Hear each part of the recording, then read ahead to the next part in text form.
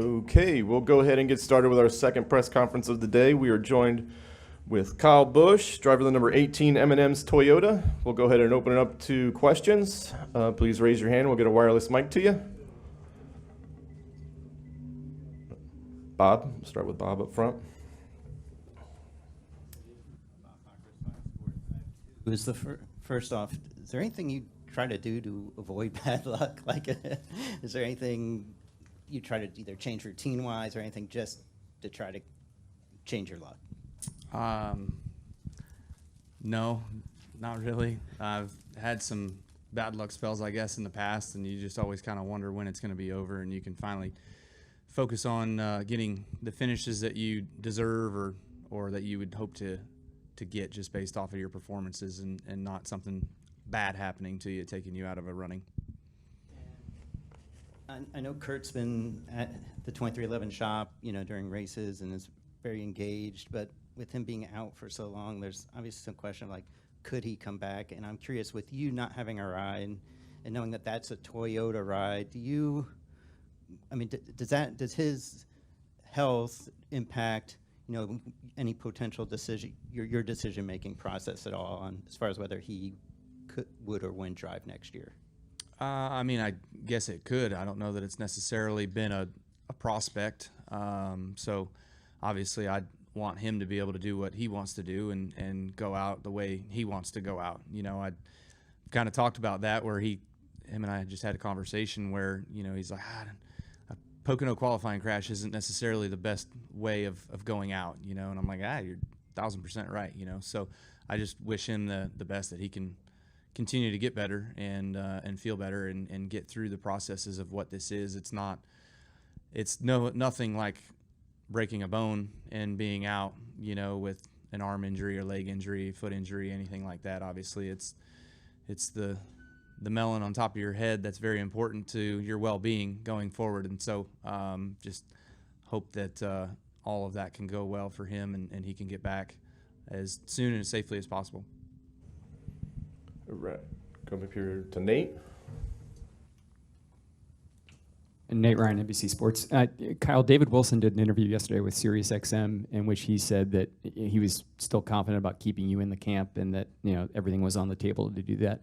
As you work your way through this process, is it a little bit comforting, I guess, to know it's not just a team that's trying to keep you, but a manufacturer in Toyota that's doing everything that it seems to be able to do as well? Yeah, absolutely. That's obviously a strong suit. I've had a relationship with this manufacturer and this team, Toyota and Joe Gibbs Racing, for 15 years. That's nothing to bat an eye at, So we've had some really strong runs and some great results. We've won championships and 50-something races together, and obviously to continue on with that. My dream was to always have the chance of being able to go out when I want to and retire when I want to, and sort of do the Ivan Stewart Ironman deal with Toyota, where he's kind of a lifer. You know what I mean? He goes to all the Toyota functions and all the Toyota things, and he's one of those guys that, man, whenever you're at one of those things and you see Ironman Ivan Stewart hanging around, it's really awesome to see the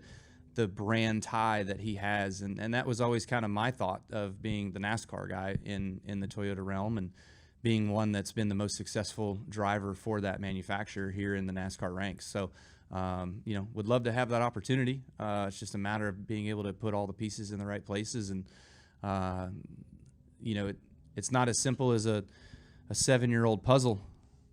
It's about a 50-year-old puzzle, just with the amount of pieces and how long this thing's kind of been taken. So we're still working through all that. And then my second one is kind of about the race itself. In the April race, Denny wins by stopping twice in the final stage. I think Harvick did too, and they both beat Byron, who it appeared was going to be the winner until they got the fresher tires. Do you expect that more teams will be attuned to that strategy tomorrow, or is it still kind of depend on tire wear? Are you expecting tire wear to be the same? I know the caution kind of plays into it. Like, do you think teams will approach it differently based off of what happened in April?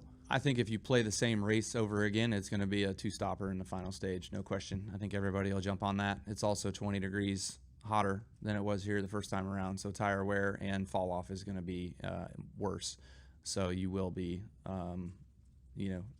based off of the mathematics, it'll be a two-stopper. Front to Lee.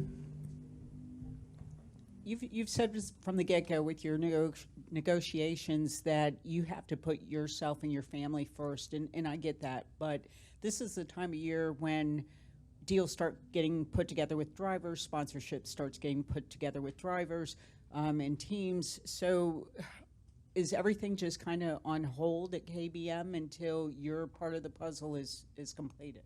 No, I wouldn't say it's on hold. It's a forefront in the discussions. You know, each and every week, and people that you talk to, that's obviously one of probably the second question that gets asked.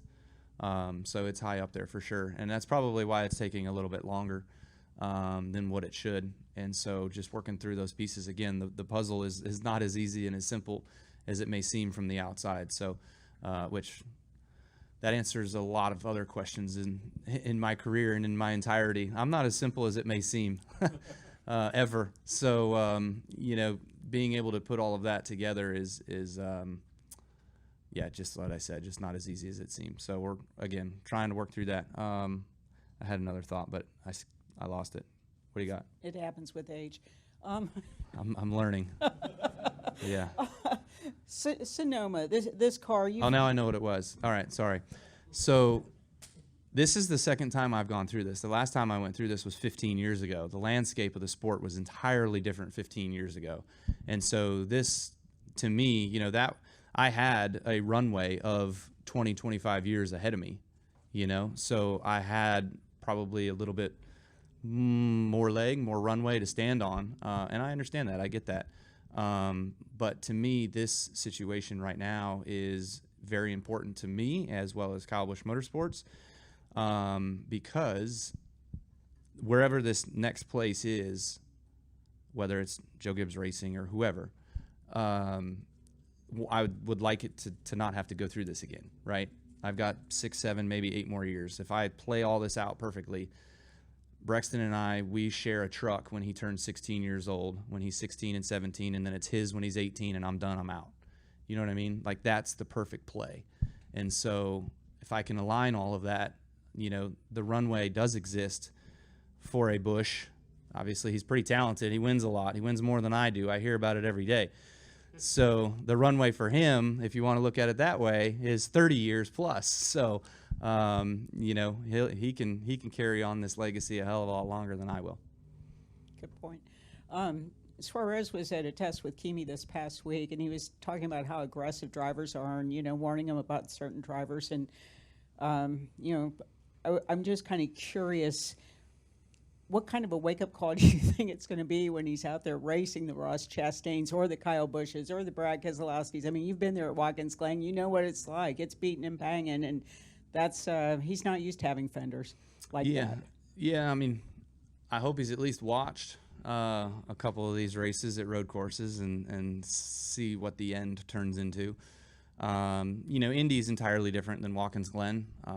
You know, 5 wide into a 2-lane corner, where the Glen, you don't really get up to a big speed before you got to brake for turn 1. So 2, 3 wide is kind of the norm through there. But yeah, there's always contact and stuff like that. So, you know, hopefully we can all just be smarter about it and more respectful about it. But that's probably asking too much.